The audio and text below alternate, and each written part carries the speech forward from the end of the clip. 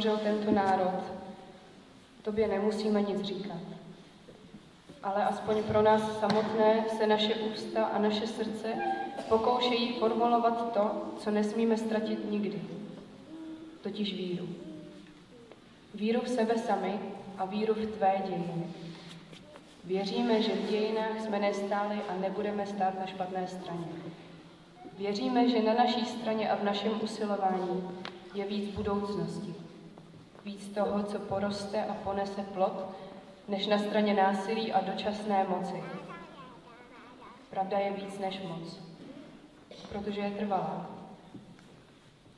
S touto modlitbou Karla Čapka i my uzavíráme procházku naším dneškem a vzpomínkami na to nejlepší, co nám nabízí někdejší prostý a přitom pestrý duchovní život našich rodičů, prarodičů a dalších generací žijících tady v kraji pod Čerchovem.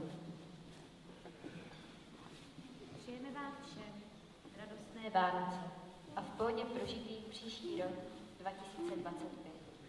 Rádi bychom ještě pozvali pana faráře, aby k nám také přišel a řekl nám pár posledních slov.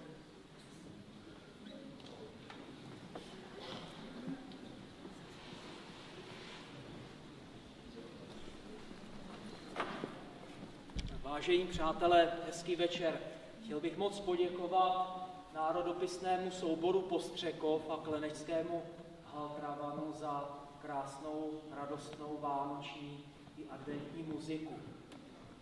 Možná si klademe otázku, proč ta vánoční doba, byť ty události betlémské nebyly pro Krista tak veselé a radostné, protože se narodil do bídy a do nouze, proč je to pro nás radostné období.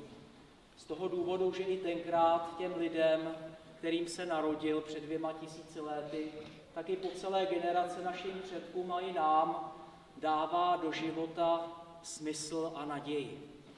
Byť se nám možná dneska mnohdy zdá, že ten svět třeba není až tak radostný, jak bychom si přáli a očekávali. A tak vám přeji, aby ty radostní svátky byly znova povzbuzením a takovým impulzem do toho, abychom tu radost, kterou budeme nyní tyto krásné budoucí dny prožívat spolu s rodinami, příbuznými, přáteli, abychom si to dokázali potom nést celým rokem a celým svým životem. Tak to vám ze srdce přeji. A tak přijměte požehnání.